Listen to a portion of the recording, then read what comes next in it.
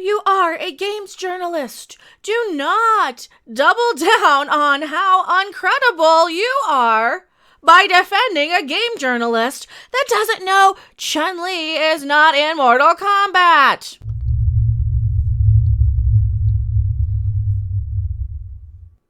Especially after they admit that they made a mistake. Hello, everyone. I am Mecha Random 42, the one, the only, the original, your favorite YouTube consumer advocate to Harpy.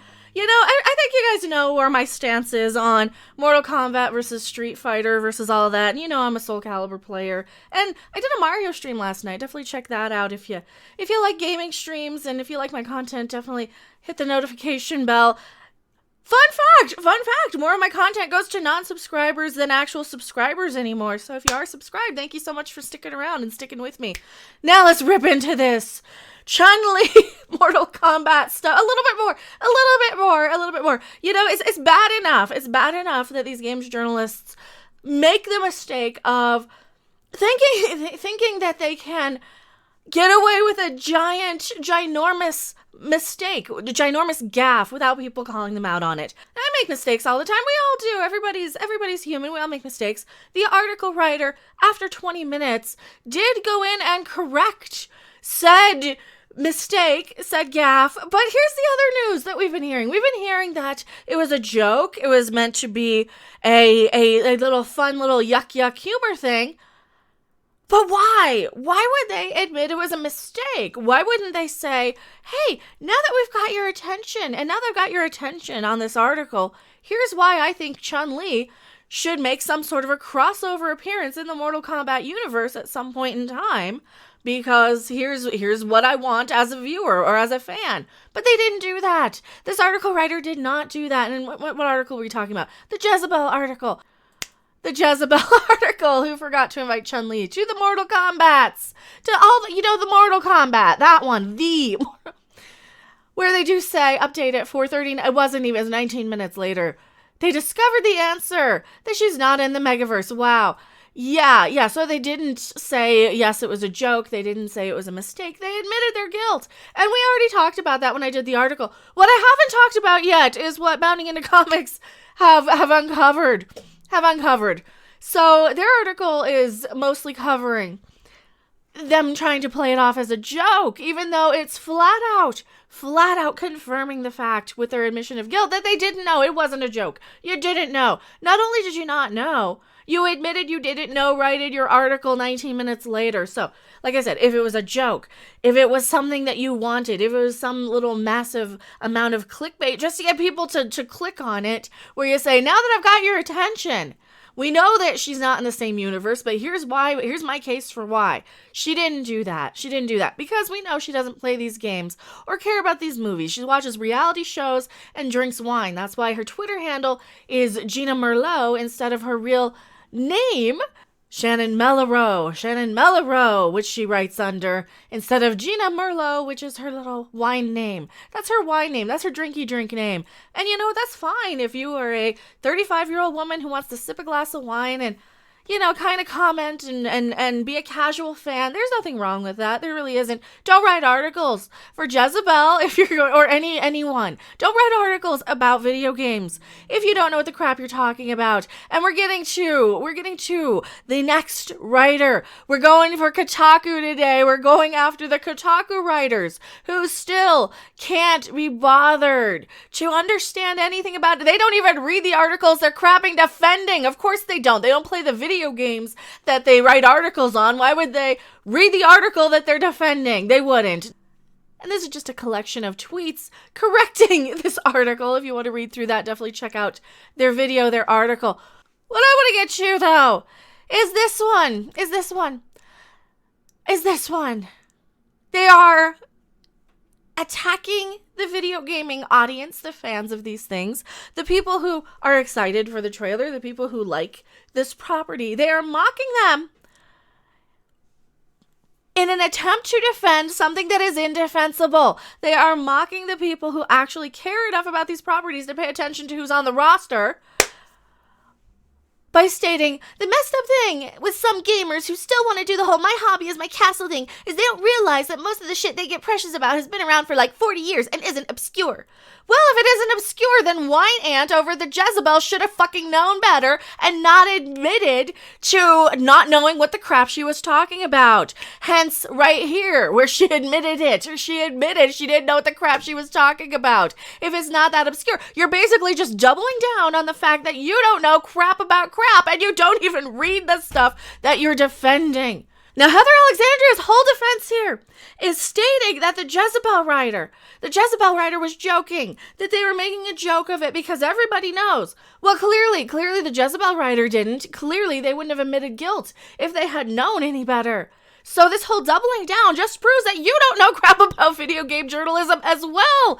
And of course, why would it? Why would it be any surprise that a Kotaku writer who wanted to call out, toxic masculinity in Red Dead Redemption 2, also shout out to Bounding Into Comics for this article here where they're calling that out, Heather Alexandria's a post at transgamerthink. Okay, so transgendered gamer. Not that that's important. That's not important. We're going to call you by your name instead of your pronoun. You okay with that? Are you okay with me calling you Heather? As that is indeed your name at this point that you're identifying as. So Heather here has decided to rail on Red Dead Redemption as being, the NPCs exist within a masculine framework. Arthur and the player's actions are expressions of mythic masculinity, rescue women, and lesser men. After all, better men would be able to fight off bandits and manage their horses. Yeah, so this is another one of those people. This is another one of those people that don't understand how times are different, and I want to escape modern day pronoun, gender identity, fake gamers who don't know crap about crap. And I'm not even the most hardcore gamer myself. I'm really, really not. I will admit totally that yes, I am still playing Super Mario and I'm still playing Mario Kart and more casual games because that's what I prefer. And then I like JRPGs quite a bit and tactical. When I played of Red Dead 1, which was one of my all-time favorite games of all time, was the entire game. I finished that game. I completed that game. I did not 100% that game. I finished it to get to the point where, spoiler, you get to play as the son. So I got all the way to the end of the story. What I didn't like about Red Dead 2 is anytime you accidentally bump into somebody, they want to fight you so that one punch kills them and then you get wanted. You have to go and drag their bodies somewhere, but there's always an NPC around to see you. It's basically unplayable if you really, really want to be a good guy and you're just bad at controlling controllers like me. I have very little dexterity after years of, smoke weed every day. Playing video games. My soundboard is telling on me. So when these people go out of their way to defend garbage, when you're defending garbage like this, you really, really, really need to read what you're defending, Heather. This is the Jezebel shitpost. The reason why so many gamers are taking the bait is because they want to feel like all the goddamn culture warriors. Chun-Li's been around for 30 years, you dopes. My 60-year-old father knows who she is. Come on now. Well, why didn't your father write for Jezebel then if your father knows who Chun-Li is? Why didn't anybody who knows anything about anything? Because clearly you didn't even read the crapping article. If you read the article, you would have seen the admission of guilt. This was not a joke. This was not a troll. This was not something, at least in my opinion. And if it was, it's a terrible idea to admit that you didn't know what the crap you were doing. If you were making a joke, you would have put it somewhere in the, like I said, in the front paragraph. Who forgot to invite Chun-Li to the Mortal Kombat? And your first line should have been, now that I've got your attention, yes, I know Chun-Li is not in the Mortal Kombat universe, but hear my plea for my favorite character, if she even knows who Chun-Li is at all. Let's assume, let's just give her the benefit of the doubt that Chun-Li's her favorite character in Street Fighter, that's the go-to, because every guy I know plays as Chun-Li, because that's a character that can usually wipe the floor with everybody if you know how to play her.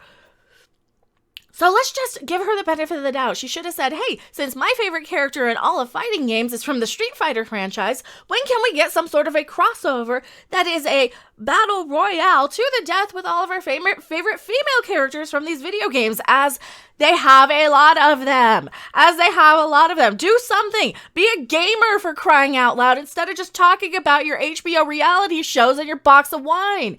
Seriously. And we're supposed to take you seriously. This is why I get so angry and enraged.